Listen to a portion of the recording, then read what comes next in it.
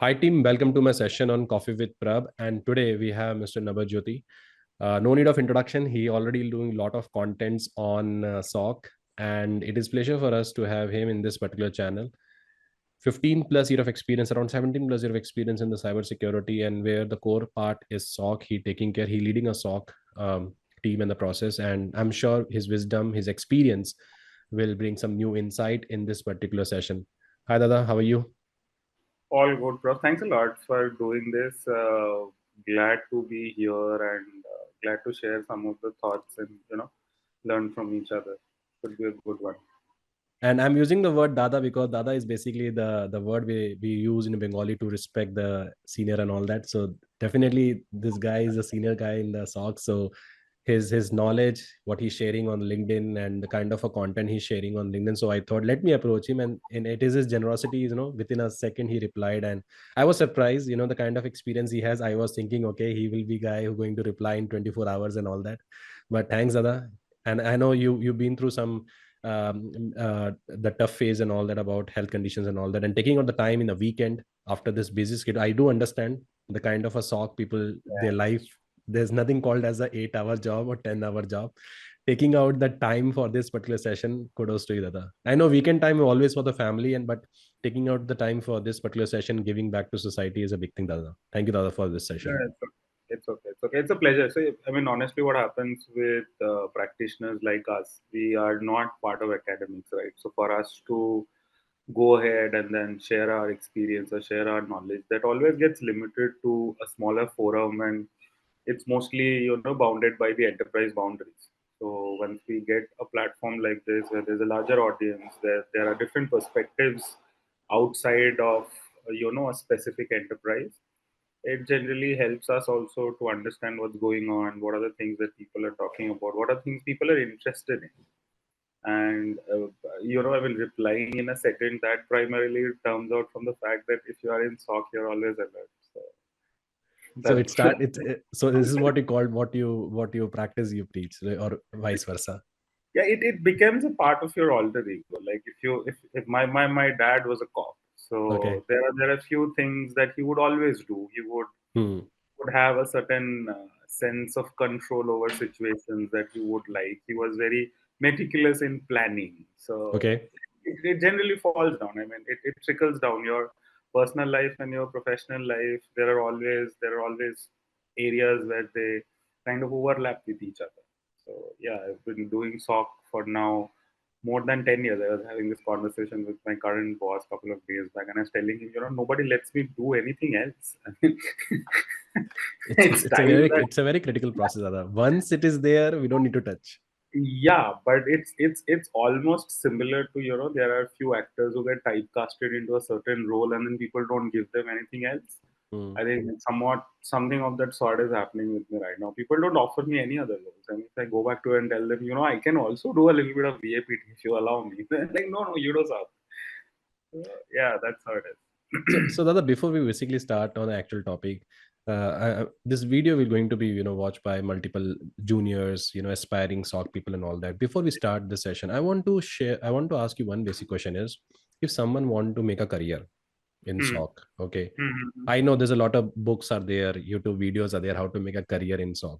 But as per your experience, as per your knowledge and all that, what is a important pointer you want to tell the people who watching this video, who the people who want to make a career or they want to start their career in SOC? Okay. So okay, so let me try to break down your question into few smaller pieces so that I can Hmm, answer it better. hmm, hmm, First and foremost, if there is anybody out there who has decided to pursue SOC as a career, congratulations. This is the good decision that you have taken. It is going to be a difficult path, but of all the domains that we have within cybersecurity, and this is not primarily because of the fact that I have been doing SOC for all this while, the amount of knowledge that you get, the amount of understanding that you get, the spectrum that you get to operate in, I don't think there are any other areas within the cybersecurity that gives you as much technical hands-on experience as SOC does. So I think every cybersecurity practitioner should ideally spend close to 3-4 years within SOC minimum, so that they understand what it is all about, what are the challenges, and how it basically integrates with the larger cybersecurity program. And I'm talking about program on an enterprise risk management level. Now, coming back to your primary question in terms of how do they start, so there are two different segments of people. We have, one are the absolute freshers who are in college, third or fourth year of college, and they are deciding on what to do next after their engineering or whatever degrees that they are pursuing right now. And the second category of people are the one who already have some bit of experience. They are doing some IT job. They are into programming. They have been doing some IT security kind of role, device management, firewall admin. So there's a bunch of people like that Hmm. who have come up to me and they said, this seems like an interesting one. The pay is good. The work is reasonable. Help me. How do I do this? So the structure for both these two segments are a little different. So if you are a fresher, I think the approach is very, very simple. Get your basics right. I mean, what I would now tell all of them, get your network security and network security fundamentals, make sure that they are good. The second thing is, I am not asking anyone to do any certifications at this point in time, because I am not someone who is a big advocate of certifications. But what I recommend everyone to do is pick up two certifications, look into their agenda, look into their content, look into their structure. Hmm. So you can look into either a security plus or a CompTIA plus, these kind of things. Do not go for CISSPs, and they are not. If you're starting, Definitely. CISSP is a very, very different ball game. It's a very different monster. So do not go there.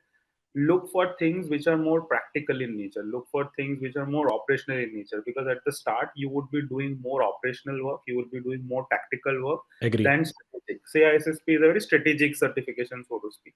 So do not appear for the certifications. It's not necessary to put in that amount of money.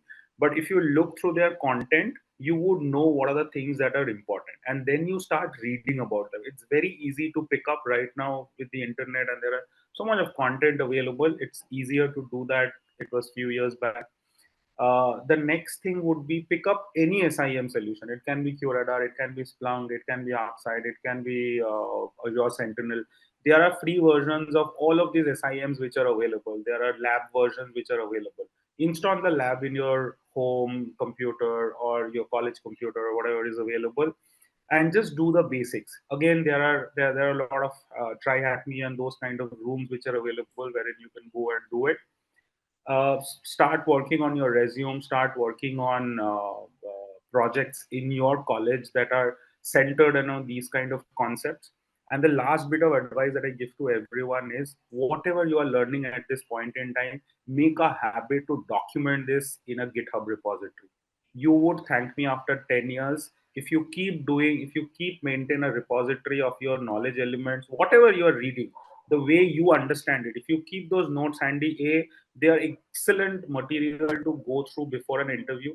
Two, after 5-6 years or 10 years of experience, when you go back and you look into those notes, the reflection that you get out of how you have come up the curve, how your understanding has improved, that's a brilliant way to do it. And for a True. recruiter or a hiring manager like us, if I see that there's a candidate who has actually taken the effort of documenting, put it into GitHub, maintaining it in a nice little way, trying to do some community work, that gives a brilliant impression to an hiring manager. So that's more about people who are starting fresh from college.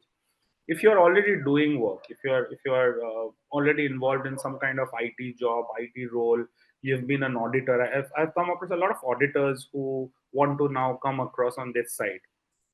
So for them, the journey is a little easier, I would say, because they already have a basic understanding of things that we do, what are the different solutions, what is enterprise risk program. So for them, I think that SIM part still remains relevant. Pick up any of the SIMs that you like, that you can fidget around, try to see some of these things that are available. There is a lot of easy reading material on what is SOC, what are the different things that you do, apply for those roles. And for them, I think one of the other area that they should must be looking into is, there are cyber attacks which are happening almost Yes. every week. Yes. There are Agree. big news. There are zero-day vulnerabilities which are coming out almost on an alternate week basis. Okay, Hmm. make sure that you keep a journal that this is the attack or this is the cyber incident and what is your understanding of it. You can just go Excellent. to ChatGPT and ask or Bird and ask them. They would give you a very nice little summary, but then translate into your own words. Just don't copy paste it and keep it documented somewhere because then you are not going to read it. Just Excellent. read it and make a one paragraph out of it that okay, this is colonial pipeline, this was the ransomware group, they exploited this specific vulnerability, this is how they maintained persistent, and start thinking if you were a part of the SOC of that impacted company, what you could have done. What are those logs? What are those devices? What are those use cases? What are those hunt hypotheses that you could have built considering now you already know the attack vector? This is Once you one of the start, excellent metrics. This is an excellent point that you said, because this is what is missing in the videos, to be frank. And to be frank, I'm going to note down this point. Sorry to interrupt, but I'm going to note down this because I have a different impression about, discovery of attacks and all that. But this is a very good thing, and that is how you can able to retain the topics, you can retain the concepts, you can able to relate the things and all that. Correct me if I'm because wrong. many a times when I have, as a part of my work, a large part of my work is looking out for talents, hiring people at multiple levels and grades. And when I'm hiring junior staff, when they really need to get their hands dirty, and if I ask them about, everybody goes back to SolarWind or a Log4j. There are things that have happened after that, and even when you talk about Log4j, they would, and I know from which website they are telling me because I have by now I have read most of those websites, so you know from which website they have read and they are explaining you. But then you suddenly come across another guy or a girl who would tell you in a very simple way, this happened, this was the attack, and this should have been patched, people did not patch it. I really like those kind of answers, which is not I mean, I'm not saying that a structured answer is not better than an unstructured answer, but an unstructured answer really lets your internal knowledge come out. You can actually evaluate someone in a much better lens if that answer is very unstructured, because now you can actually understand how that person is thinking. Exactly. At the end of it, in a 30 Yeah. minute or a 20-minute interview, you cannot evaluate somebody. It is not possible to evaluate somebody. It's a facade that we hiring managers do. So the only thing that you can look forward to is, a, if that person is genuinely interested, if he or she is keen on doing what he is doing, and what is the thought process. Hmm. Is he or she thinking in a step by step manner? Is there a clarity of thought in there? And that's about it. If those two things are okay, I think at junior levels you can always go ahead and hire somebody. It really does not make sense to ask them about port numbers and all. It's just rubbish. You can just go to Google and figure out what is a port number. Why do I need an analyst to remember and in an interview and tell me what is a port number? But Dada, I'm sorry. Actually, we had a topic to discuss on, but this looked more interesting because, sorry to say that, but this looked really interesting. And guys who watching this video, if you're, Nobody if you, likes me. if the interviewer is will be the Mr. Nabojyoti, be careful. Don't copy No, paste. I mean, I really love. Sometimes now, what happens is I ask someone within the team to take care of the junior role interviews because I Hmm. don't get that much of time. Hmm. But now and then, I try to spend 5 minutes, get into that call, and ask something absolutely basic. One of my favorite questions that I ask almost every interview, and this does not matter whether this is a 5-year-old guy with a 5-year experience or a Uh, 5, 7, 8. And my simple question is, if I already have a firewall, why do I need an IPS? And Prabh, you great. would not believe me, 90% of the people do not give a right answer to this question. And these are people who have been working in SOC for 5 years. They have been managing teams. They are team leads. They are senior comms. They are senior consultants. And if you ask them this question, you would suddenly hear responses which are not correct. Let's because this is a very binary question. This question does not involve your thought process. There is nothing in it. It's a simple straightforward question which has a very binary answer. So yeah, I mean, I seldom go back and ask complicated questions because I don't know complicated things. I know simple things and I ask simple things. So yeah, I mean, my interview processes are a little funny that way. here I want to share with everyone, team, if you want the next series of with Mr. Nabo regarding how to prep for interview, do share your comments in this video. We'll definitely going to disturb him again for the next one more video. So Dada, over to you again. This is look interesting. So as I said, we came for a separate session, but this look more qualitative discussion, which people looking in the YouTube. So Dada, continue with this question. I want to, sorry, we have not even No, yeah, started a topic, no, but Dada, as a manager, as a SOC manager, as a hiring manager, what is the most important skill?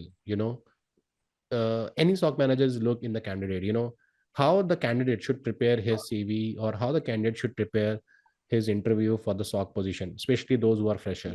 Because I have seen a lot of calls, I see a lot of feedbacks. don't write. The first thing is don't write expert in your resume. I really get, I get a.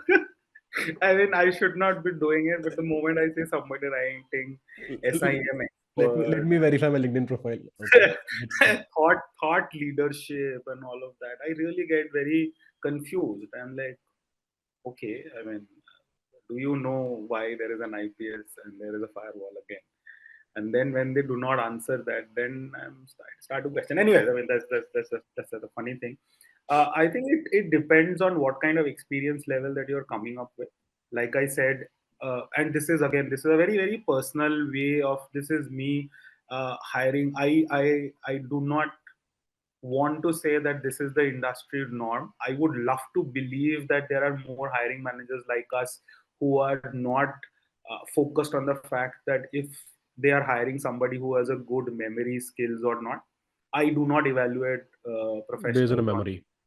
yeah, but again there are few things which are so basic, and if I'm hiring somebody who has 3 years of experience in stock, and if they cannot tell me what is a private IP range, then I have a problem. Then I get a little scared of Hiring him. getting that person, because again, so this is something that I wanted to discuss as a part of today's conversation, that many a times we do something without understanding what is our objective, what is our goal, why are we doing it.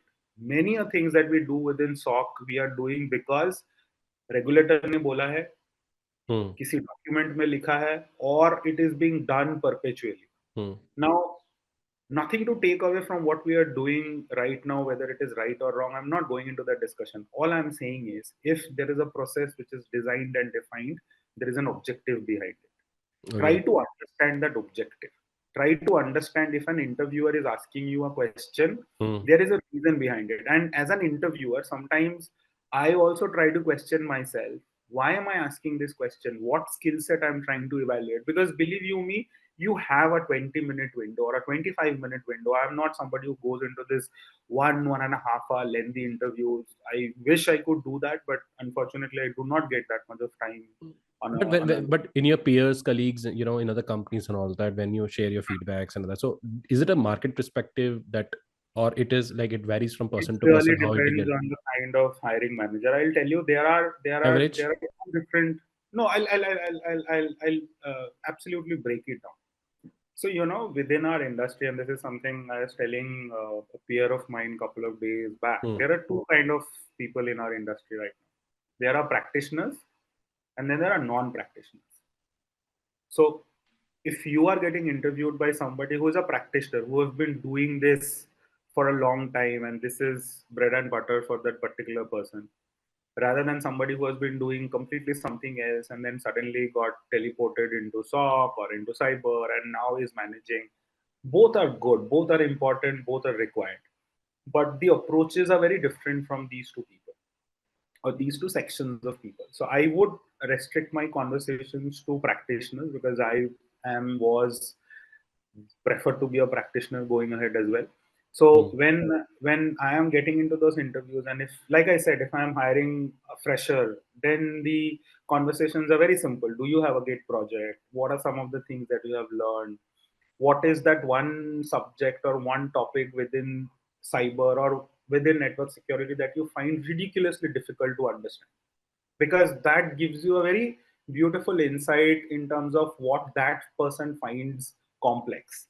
Okay. That really does not make a, it is not a metric to decide whether I take that person or not, but gives you insight about an individual, because it's a young person. He or she is trying to make a career. Is I and you would agree that the importance of your first boss is as important as your parent. It is very, very Agree. important according Agree. to me. If you Agree. get a good first boss, you are mostly sorted. And if you get a really bad boss at the start, it becomes very, very difficult to understand what is right, what is wrong. So Agree. now, if I'm interviewing somebody who has, let's say, between a 2 to 5 years of experience, then I ask a little bit of tool questions, because if I'm hiring for a very specific skilled role, if I'm hiring for an platform administrator kind of a role, then I would ask, do you know these things about Curator?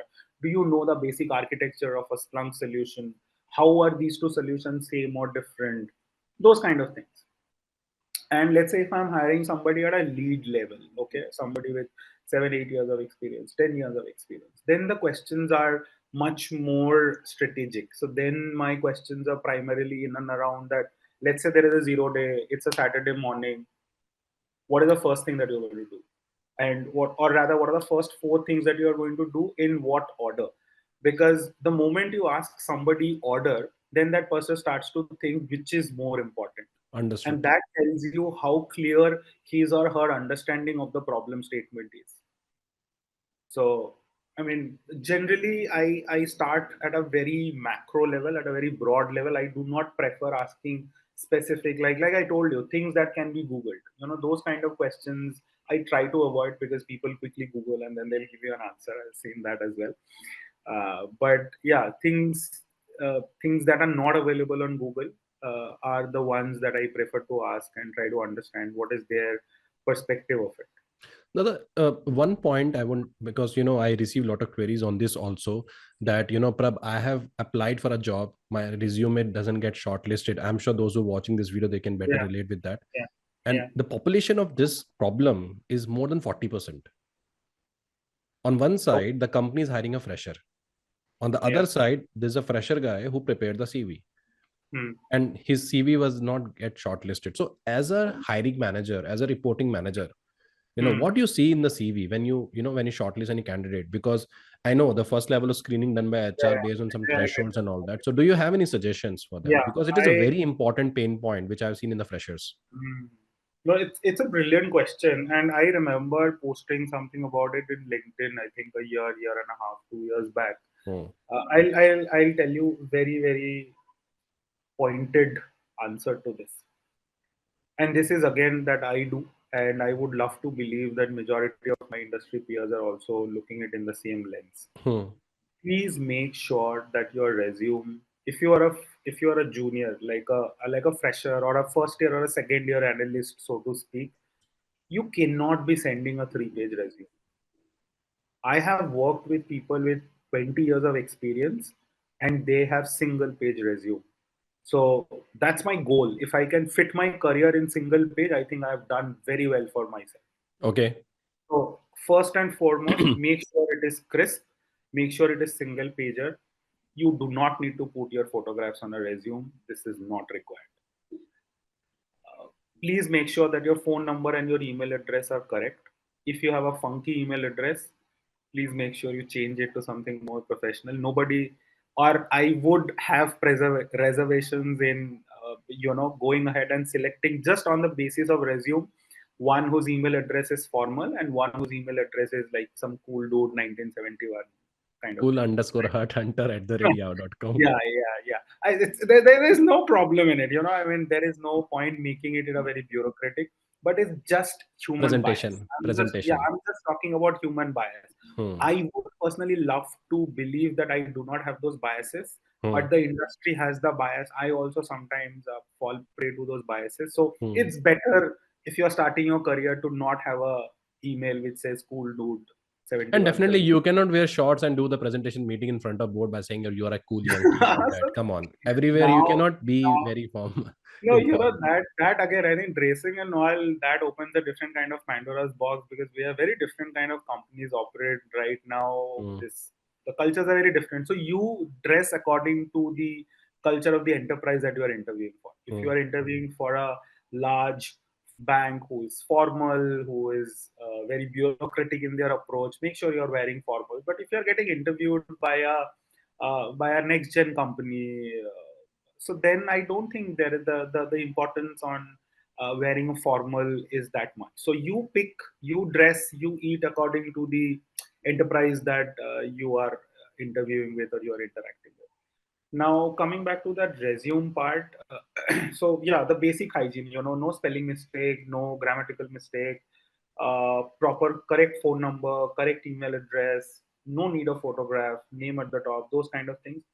And then, if you do not have more than 2 years of experience, try to talk about some of the things that you have done within the industry or within the practice. Don't go back to I did something in college, I managed a fest. Those kind of things are good, but can be added at the later part of the resume. The first part of the resume Hmm. should ideally talk about the projects that you have done and what has been your contribution to the project. So sometimes what happens is people have written a very good project that they have done, but their contribution to that project was very, very limited. So Okay. which is where even after getting that resume selected, that person does not get selected. So and like this is something that I've always believed: an interesting resume is only possible if you have an interesting career, if you have an interesting role, or if you have done interesting stuff. So do not fret too much about the resume at this point in time. Start focusing on doing interesting things. Start focusing on doing projects. Start focusing on doing or creating things for the community. There are multiple community programs which are available within SOC as well. There are use case programs which are available. You can create multiple documentations for these SIM solutions which are available. So if you have done any of these things, even at a very basic level, and you add that in your resume, believe you me, the conversion rate of that resume would be 100%. So, any example you would like to share on this, if you Okay. want to? So there is Sigma, which is available. It's a platform which can be used for converting use cases either ways from one platform to another platform. So Hmm. you can go and create a simple GitHub page wherein you pick up any attack. Like I said, you pick up any of the attacks that has happened in past 1 year, and you Okay. go and you read about it. You figure out that okay, this is how they were ensuring persistence. Now Hmm. you go to your MITRE TTP framework and you figure out for that particular persistence what are the different TTPs which are available. You would immediately get it. Then you go and check with the car portal of MITRE TTP that would tell you that for these kind of persistence things, these are some of the use cases which are available. Go through Understood. those use cases, try to understand what kind of logs are required. If you have a lab which is available, try to replicate that and create a simple one page document and upload in your GitHub. Hmm. If I, as a hiring manager, and this I can say very, very confidently for 99% of the SOC hiring managers, if they come across a resume of somebody who has taken the pain of doing this exercise, forget about that resume. We are going to actually go ahead and hire that person on the spot. That show his support, and that show his the creativity, that So shows his at a junior persistence level, for this activity. Yeah. you want somebody who's committed to the cause and who's ready to take that pain. Because, like I told you, it took me 45 seconds to tell you from end to end, but I know how difficult it is to do from end to end. To read Exactly. an attack, understand it, read it multiple times, figure out which phase of the kill chain I'm going to focus on, go to the MITRE TTP framework, figure out what are the TTPs which are available, map it to car, go to your environment and do it. It's a project. If I give it to any of the consulting companies, they would probably take a lot of money and maybe 6 months to do this project. Understood. And if Agree. I'm asking a junior to do this on their behalf, it would take tremendous amount of commitment, and which is exactly what we need. Understood. Exactly what we need, because we have brilliant tools right now at our disposal. When I started working, I remember 2014, 2015. At that point in time, the SIM solutions used to be so sluggish, so complicated. Even parsing a single field would take incredible amount of time and effort at this point in time, because we were all new to this. There were not much of documentation which was available.